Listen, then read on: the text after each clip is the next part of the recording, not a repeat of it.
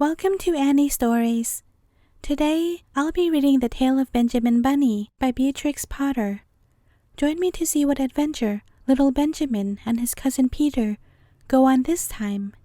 So without further ado, let us begin.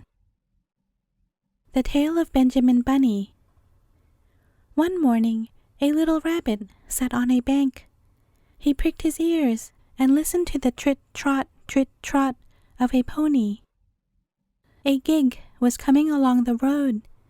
It was driven by Mr. McGregor, and beside him sat Mrs. McGregor in her best bonnet. As soon as they had passed, little Benjamin Bunny slid down into the road and set off with a hop, skip, and a jump to call upon his relations, who lived in the wood at the back of Mr. McGregor's garden. That wood was full of rabbit holes, and in the neatest, sandiest hole of all lived Benjamin's aunt and his cousins, Flopsy, Mopsy, Cottontail, and Peter. Old Mrs. Rabbit was a widow. She earned her living by knitting rabbit wool mittens and muffetees. She also sold herbs and rosemary tea and rabbit tobacco, which is what we call lavender. Little Benjamin did not very much want to see his aunt. He came round the back of a fir tree and nearly tumbled upon the top of his cousin Peter.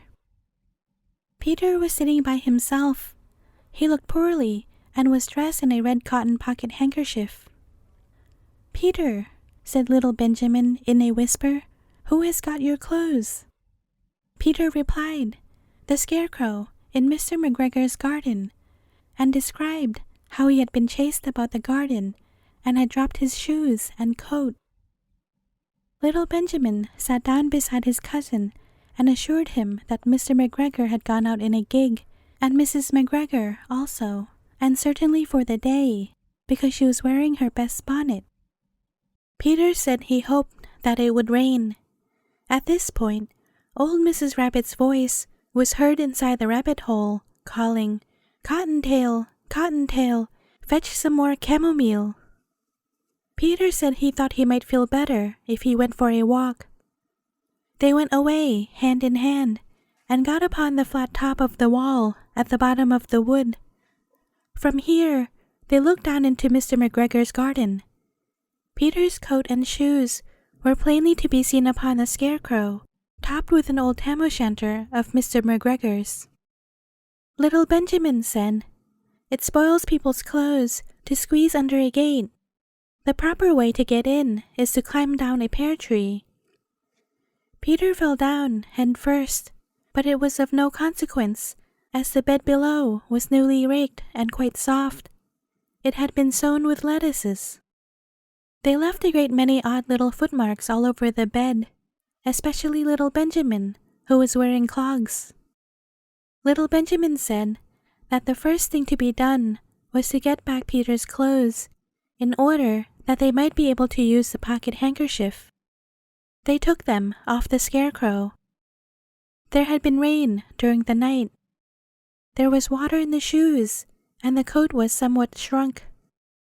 Benjamin tried on the tam-o'-shanter, but it was too big for him. Then he suggested that they should fill the pocket handkerchief with onions as a little present for his aunt. Peter did not seem to be enjoying himself. He kept hearing noises. Benjamin, on the contrary, was perfectly at home and ate a lettuce leaf. He said that he was in the habit of coming to the garden with his father to get lettuces for their Sunday dinner. The name of little Benjamin's papa was old Mr. Benjamin Bunny. The lettuces certainly were very fine. Peter did not eat anything. He said he should like to go home. Presently, he dropped half the onions. Little Benjamin said that it was not possible to get back up the pear tree with a load of vegetables. He led the way boldly towards the other end of the garden. They went along a little walk on planks under a sunny red brick wall. The mice sat on the doorsteps cracking cherry stones. They winked at Peter Rabbit and little Benjamin Bunny. Presently, Peter let the pocket handkerchief go again. They got amongst flower pots and frames and tubs. Peter heard noises worse than ever. His eyes were as big as lollipops. He was a step or two in front of his cousin when he suddenly stopped. This is what those little rabbits saw round that corner.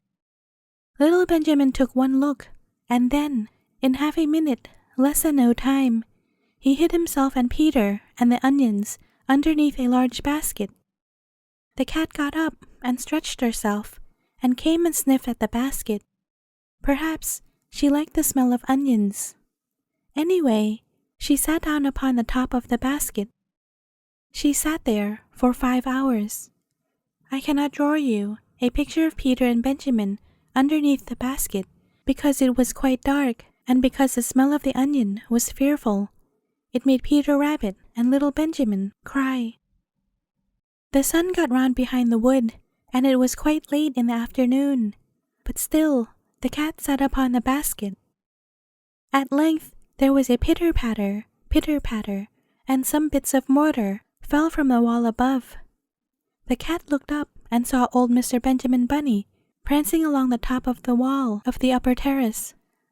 He was smoking a pipe of rabbit tobacco and had a little switch in his hand. He was looking for his son. Old Mr. Bunny had no opinion whatever of cats. He took a tremendous jump off the top of the wall onto the top of the cat and cuffed it off the basket and kicked it into the greenhouse, scratching off a handful of fur. The cat was much too surprised to scratch back. When old Mr. Bunny had driven the cat into the greenhouse, he locked the door. Then he came back to the basket and took out his son Benjamin by the ears and whipped him with the little switch. Then he took out his nephew, Peter. Then he took out the handkerchief of onions and marched out of the garden. When Mr. McGregor returned about half an hour later, he observed several things which perplexed him.